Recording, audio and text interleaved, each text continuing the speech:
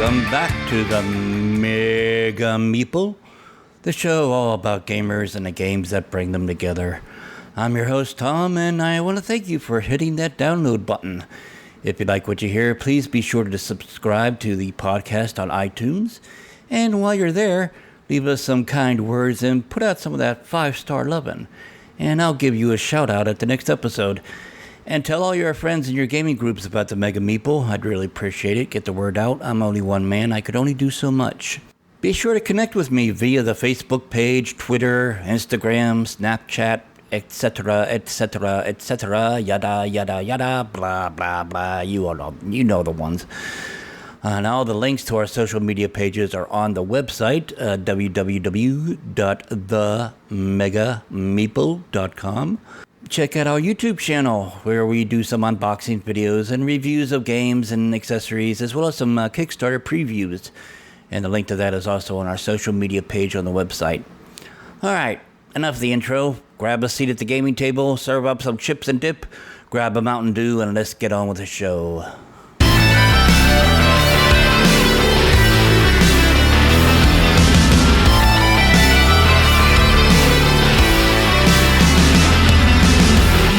Welcome back to the Mega Meeple. This is episode 18. And as promised at the last episode, we will return you to your regularly scheduled episodes of the Mega Meeple. I appreciate everybody. Yeah, last episode was kind of dark, but hopefully it was encouraging to those of you who, because September is Suicide Awareness Month, and also that in tandem with the article that I shared last episode. Thought that was a good time to share with you how I got involved in gaming and why I hold gaming as such a passionate hobby for me. So my hopes is that episode help encourage and speak to any of you out there that have dealt with loss and depression, anxiety, and suicide. And now the past week or so, I have uploaded some videos to our YouTube channel. Most recently, I uploaded the unboxing and review of restoration game Stop Thief, and a Kickstarter preview of a card game, family-oriented card game called Ninja Monkeys, and also the Kickstarter Triplock unboxing, and I will be giving a review in this episode about Triplock from Chip Theory Games. As well, I did another Kickstarter preview of a game called Heirs to the Wizard King. So go over to our YouTube channel, check those videos out, and as always, like, share, and subscribe, and all that kind of happy horse crap.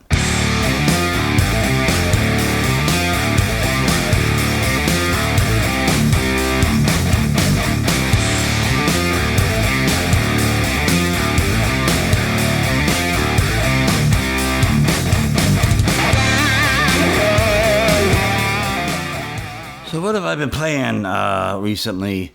Actually, this past, I say about 2 weeks or so, we've been playing a lot of Zombicide Black Plague with my roommate and inviting some friends over.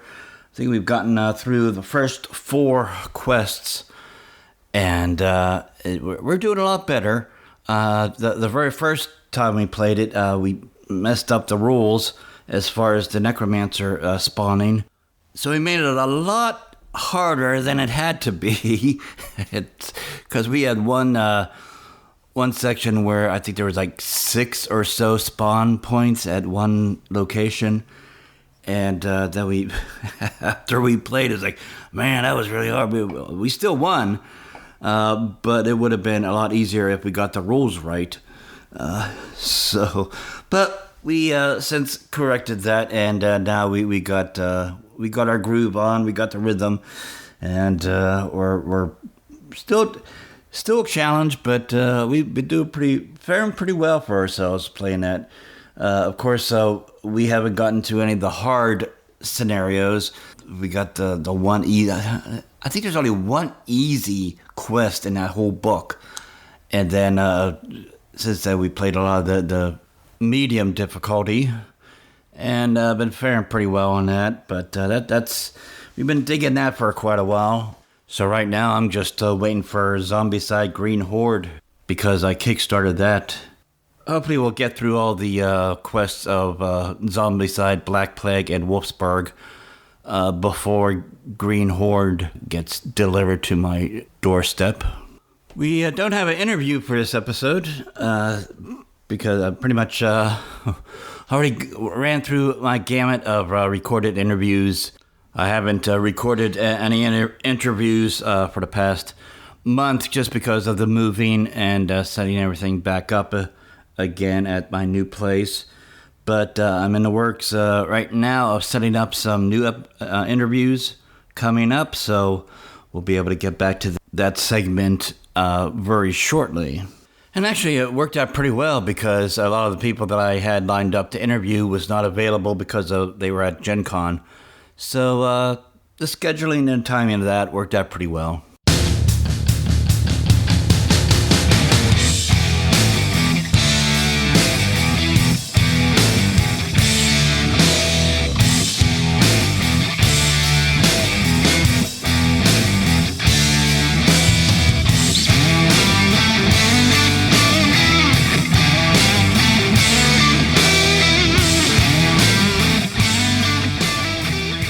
Well, recently I had a suggestion of a new segment for the podcast, and so I put it out to all of you on our Facebook page and on Twitter. I put the poll up for about a week, and the results came in, and it was like 67% voted yes. Now, some of you may be saying, wait a moment, Mega Meeple, I didn't know there was a poll that you put out. If I would have known, I would have voted. Well, this is why you need to go to the Mega Meeple Facebook page and our Twitter account and like and follow those. Because that way, you will be notified when we put a poll or a ask for feedback or input. And you'd be able to vote in the polls as well and make your voice heard. So anyway, the result of the poll was 67 saying yes, they wanted this. So we're going to see about doing it. And that idea is to have, for lack of a better term, sort of like a debate about certain gaming topics, which I will have two people come on, two advocates for one side or the other, and I would moderate. Now, I could tell you right now, I am not going to allow either party to, if they don't agree with what the other side says, to just constantly interrupt and say, wrong, wrong, wrong, wrong. I got the best words. You wouldn't believe the kind of words I have. The best words in the world. Top guys, top words, yeah. No, wrong. Okay, that's my... I've always said I would never allow any religious or political opinions come into this podcast, but that's the extent of my opinion that you're going to get. All right, moving on. So anyway, just a friendly debate, and for lack of a better term, just use debate. I don't know if I want to use that term or not, because with the debates that we've seen, particularly for presidential campaigns, the word debate just has a twinge of to me.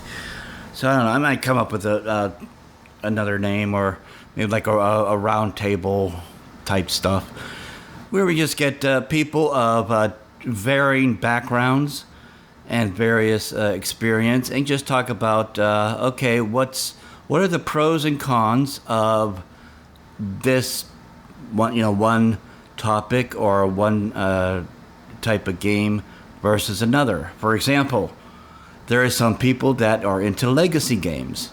People like me, I don't want to touch them.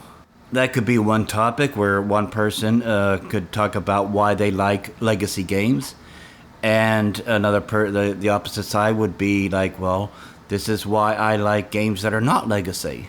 I like to approach it from the thing of both advocates are talking about the reasons why they like that particular position or that particular game or that particular topic, rather than a pro and against type thing. Well, I'm for this or I'm against this.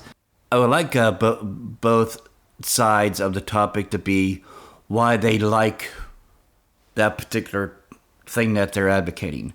For like legacy stuff. The person who likes legacy, I'll be asking them questions, and they'll have the floor to talk about why they enjoy legacy games. The other side would talk about why they like games that don't have a thing of legacy, rather than, oh, I hate legacy. Oh, I like legacy. No, I'm against legacy. Whatever. There's always something for somebody. I mean, there's all types of games and gaming systems and gamers out there that you're going to find something that's going to cater to you or something that you like. So anyway, from my approach of it, I like to have it where both people are talking about something that they like rather than I like this, no, I don't like this type of thing. So we're on to the phase of it where we're just planning it and getting logistics together, coming up with some topics. Now, this is where you come in. If you missed voting in the poll because you don't follow us on Facebook or Twitter, shame on you. You snooze, you lose. Then this is your time to get onto our Facebook page and like it and follow it, and get to our Twitter and follow that.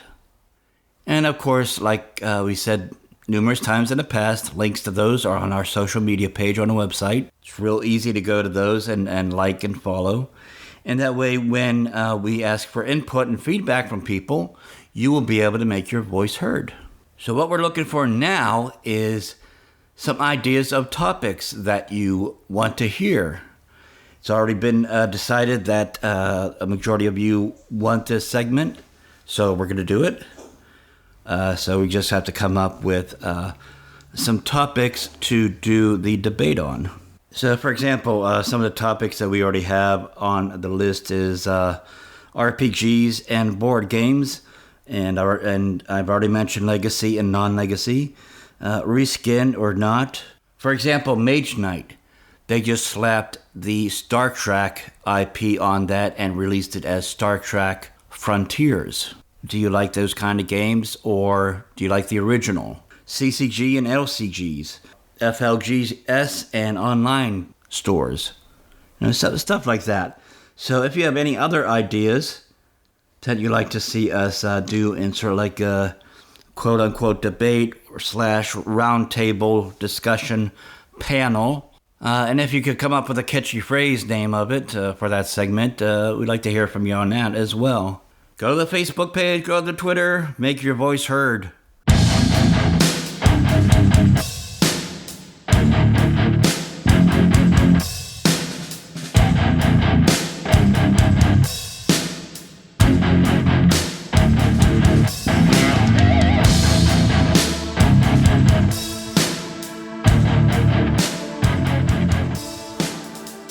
Well, we have another shout out this episode. A different kind of shout out. It's not a shout out for a review or a rating. I recently signed up with Pod Pledge. If you've seen like YouTube content creators talk about their Patreon page, where you're able to go to and support them with making videos. And a very similar thing is for podcasters called Pod Pledge. And one of the, I guess, incentive rewards for people who donate to support the podcast is just a shout out with your name. And also I'll put a link if you have like a channel or a Facebook page or a website or anything like that will link to in the show notes of this episode. So like not even a day after I started the Pod Pledge project for the Mega Meeple, I got a pledge. And this shout out goes to none other than Chaz Marler. Now, you may have heard that name. You think, oh, well, I've heard that name before. What is it? That is Chaz Marler of the YouTube channel Pair of Dice Paradise. And you've seen, I'm sure if you're a gamer, you have seen him in his segments in the Dice Tower board game breakfast. He is obviously a Dice Tower network contributor. and he has a YouTube channel called Pair of Dice Paradise. And so thank you so much, Chaz. I appreciate it very much. This is your shout out. I mean you're pretty famous in the gaming industry, so it's like I don't know if you're like really in dire need of a shout out, because really anybody involved in gaming should know who this guy is. But I think it's really cool that someone of his caliber of following and his content, and just where he is, just where he's achieved in the gaming industry, as far as reviewers and content creators, to get just a nod from him means a lot, especially to a guy like me that's, compared to most, just starting out. I'm small potatoes. I don't put a lot of stock in viewers or number of views or stats or stuff like that. This is, I do this just because I enjoy doing it. And it gives me something to do, because like I said in my introductory episode so many months ago, I'm retired, I'm bored, I like gaming, so let's start a podcast about something I enjoy. But getting like I said, getting a nod, a donation, supporting the podcast from Chaz, it really meant a lot. It spoke volumes, and it's given me encouragement to keep going and keep growing and keep evolving as a podcast, as well as a YouTube channel. So, and again, I'll put the link to the show notes, and also the link is added to the social media page on our website. So if you want to support the podcast, you could go to Pod Pledge. And if you want to support the YouTube channel, you go to Patreon. So keep those things dedicated to the specific media that we're using. And of course, as always, you're very welcome to go to our iTunes podcast page and give us some 5-star loving and leave a happy, positive review. If you leave a negative review, I'd appreciate it if you give us some constructive criticism. I have one. There's one star rating, and somebody the comments was basically they were just bitching and moaning that they didn't like the music. Oh well. See, this is, and this stuff like that is like, there's nothing I could do about that. So I know my podcast is not for everybody, and so if you don't like the music, don't listen. Yeah. It's not, like I said, I'm not concerned about the numbers. I just do this because I enjoy doing it. But this is my podcast, not yours. So if somebody doesn't like the music, they could create a podcast and put whatever kind of music they like on there. And then I'll go to their iTunes and leave them a 1 star. Crap flows both ways, buddy. No, anyway. So I do appreciate constructive criticism. If you're going to leave a 1-star review and say something you don't like, at least give the thoughtful review of what your suggestion is, or what you would like to see to solve that quote-unquote problem. So, but if somebody's going to go on the iTunes and just bitch and moan about, I don't like the music, oh well, sucks to be you. Don't listen. or just there's a little button on the on a lot of podcast media players where you could just jump ahead 15 seconds. So if you don't like the music, just hit that.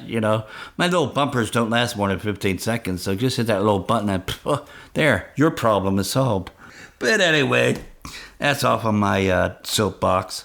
But if you like the podcast, yes, please go to iTunes and leave us some I'll even settle for a 4-star review rating, 4 or 5 stars, and leave a happy review.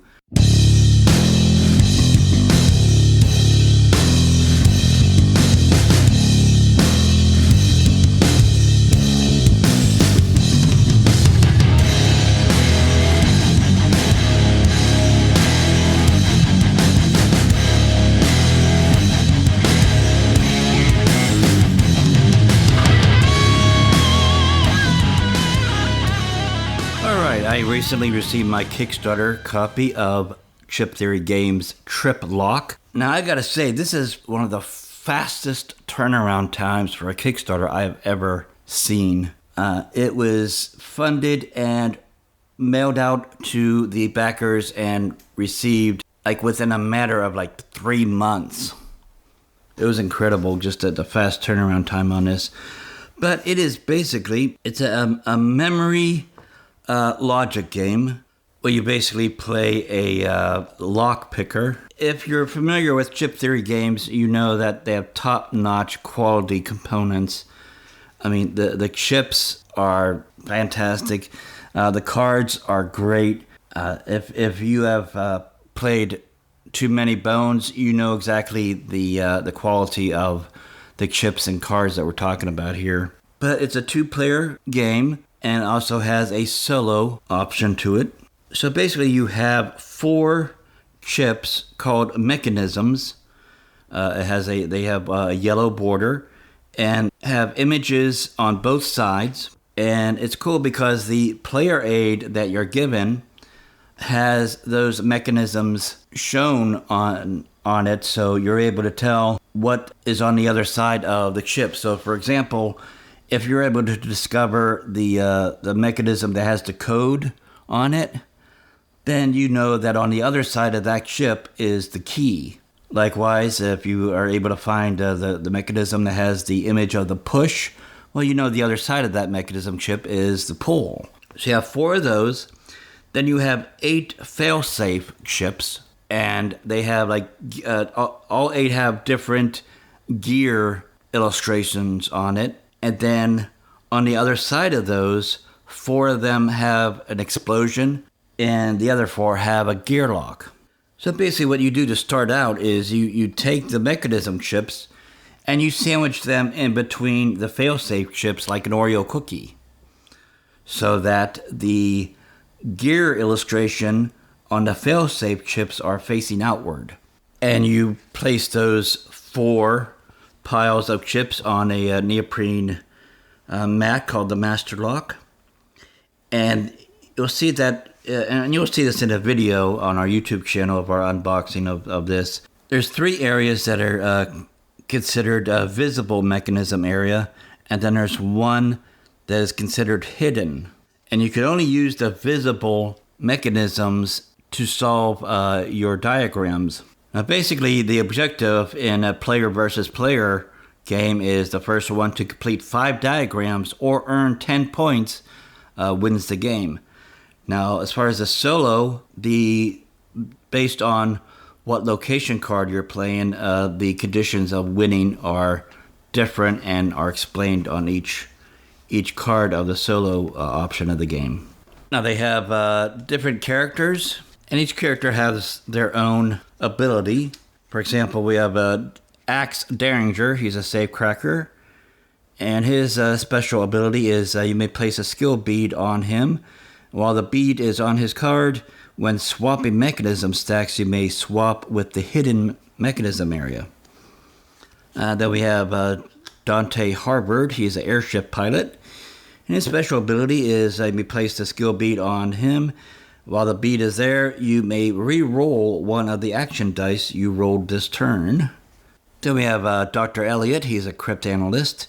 And his ability is you may place your skill bead on one of your own diagrams to keep it from being revealed or altered. Or place a skill bead on an opponent's diagram to keep it from being viewed or altered. Then we have Elizabeth Watkins. She's an anarchist. And her special ability is you place a skill bead on one of the diagrams. When solving that diagram, the spring mechanism can be used as if it were a gear mechanism and vice versa. Then we got Charlie Beckwith. She's a machinist. You may place your skill bead on a visible mechanism stack. While that bead is there, your opponent may not peek at or flip that particular stack. Then we got Adeline Foley. She is a secret agent. And her special ability is you place or advance your skill bead on Adeline's card by 1 position. She has 3 positions. Now, when a bead reaches position 3, you may either perform any one action or discard any one diagram.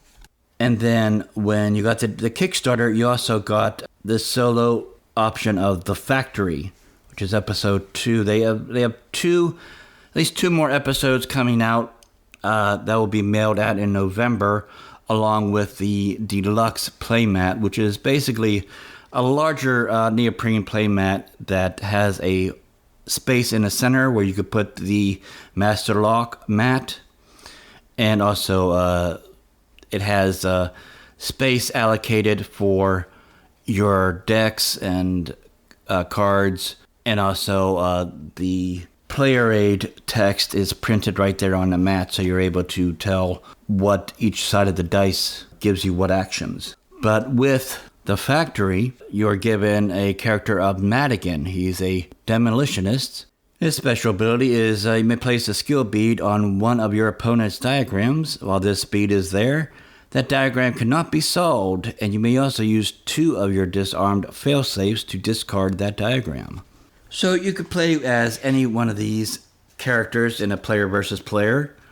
It's not required. I mean, you could still play without them. You just won't have their special ability, obviously. Now, the inside the box of Triplock is given the solo option is called the Station, and it has 4 rooms, and the winning condition on each of those is described on the card. Then when you got for those of you who backed it on Kickstarter, when you got your Kickstarter mailing, included in the package was the Factory. And that's a solo scenario comprised of 5 rooms. Again, the winning conditions of each room is described on the card. Now, during your turn, you could do any of the following. You could use a skill, you could take an action, or attempt to complete a diagram. Now, you could do any 3 of those actions anytime to your turn in any order.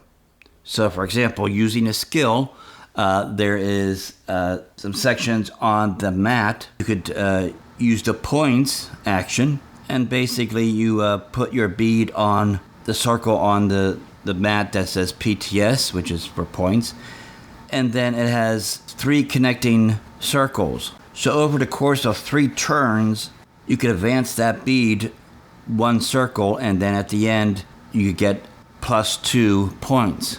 Then you have the ACT, or the action, the action, that encompasses over a course of 2 actions, in which you'll get just another plus 1 action. At that point, when you reach that, you could roll 1 of the action dice to perform that action, or you could do the reset. What that does is that forces your opponent to automatically put their bead on the reset, regardless of where their bead is. Their bead could be on their character card using their ability, or it could be on the points track, trying to get those 2 extra points. Well, when you reset, that forces your opponent to reset, and they are not able to use their skill action during their next turn. Now, you can only have up to 3 diagrams in your space. If an action or an effect causes you to draw another diagram, then you'd have to discard one of them, but you can't have more than 3. And then lastly, one of the skills you could use is your character skills, obviously. So another thing you could do on your turn is to take an action. You basically roll, there's 2 action dice, and you roll both of them, and you could perform either one or both of those actions, or if you don't like those 2 choices, or the conditions is such that it's really not going to benefit you to do either of those choices, you could discard those 2 dice and you could perform any one action. And as far as the actions that are available on the dice, you could do a peek, which basically means you peek at any 2 mechanisms and they're fail-safe, top chip only, within a visible lock area. You could do a flip, which basically means you flip any 1 mechanism stack within a visible lock area. You could swap any 2 mechanism stacks within a visible lock area. You could diagnose and disarm. That's what I talked about a few seconds ago, where you're basically disarming a failsafe. you could expose. This is the only time you're able to see the hidden lock area. So basically you pick at the mechanism within the hidden lock area, and it's fail-safe, top chip only. After you see it, you basically flip that stack and then rotate all 4 mechanism stacks, and you have to do all 3 of these steps when you expose. Now, to rotate the stacks, basically what you have to do is shift each stack 1 position to the left, and then the leftmost stack is moved to the opposite side. And then the last one is a diagram.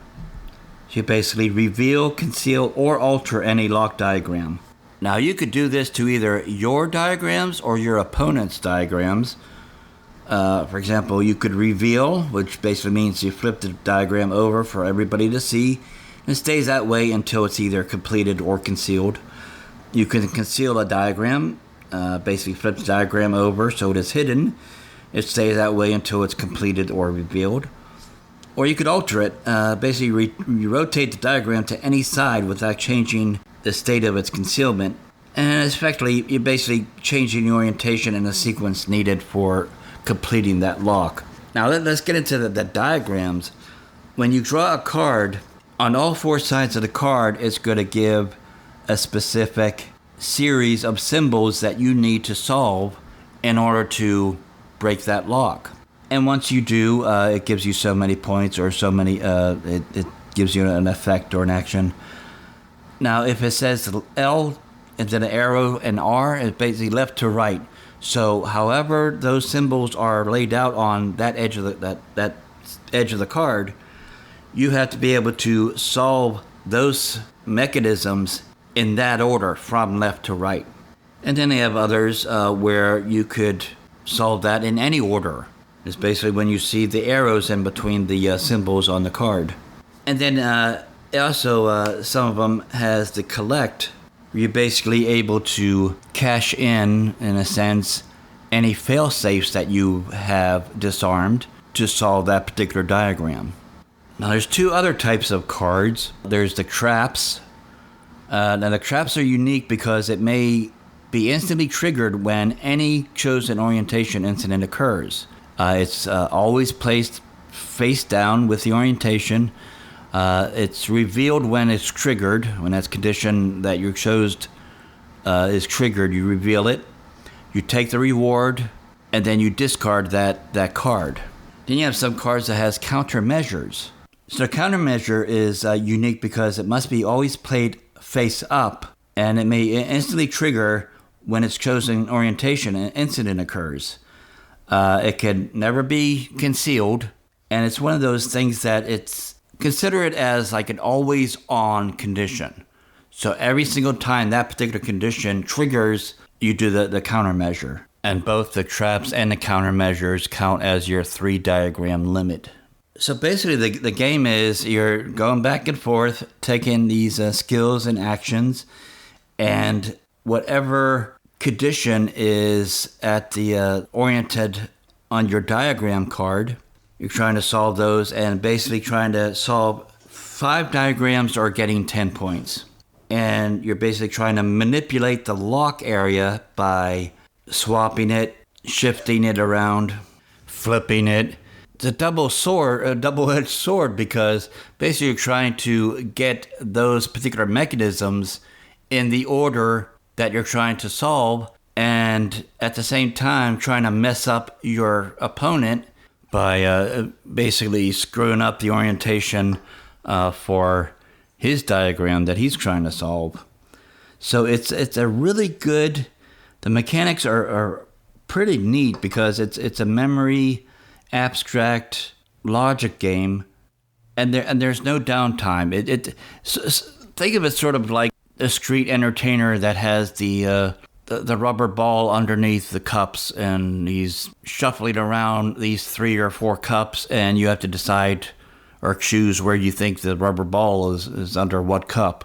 And that's sort of like the basic dynamic that we're talking about here, where you have to try to figure out where these mechanisms are that you're looking for and put them in the order that you're looking to solve them in, as these stacks of chips are getting swapped and flipped and shuffled. But if you've played any of Chip Theory's games, the quality of the chips and the cards and the dice and the mat, I mean, everything is just top notch.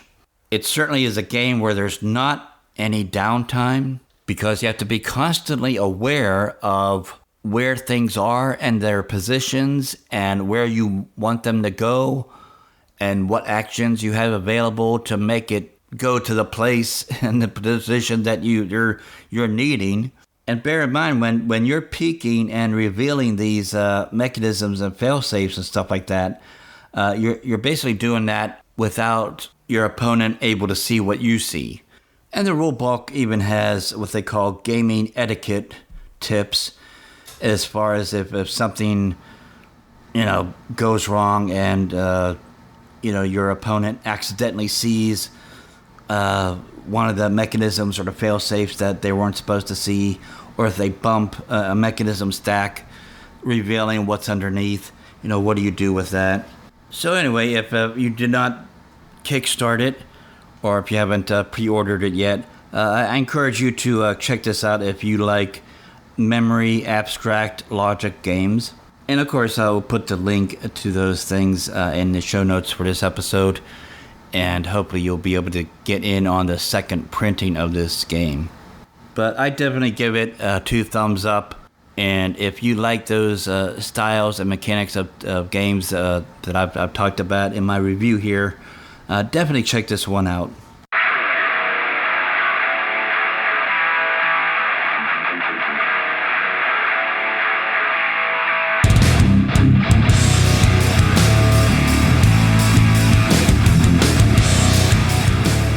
Thank you so much for listening. Now, if you have any ideas or suggestions of what you want to hear about, or maybe a topic of discussion about board games, or if you yourself as a game creator and you have a Kickstarter and want to be a guest on the Mega Meeple to talk about your game, you can contact me through the website at themegameeple.com and go to the Contact Us page. So thanks again for listening, and tell all your friends and share with your friends this episode if you think they'll like it. And until next week, this is Tom saying, game on.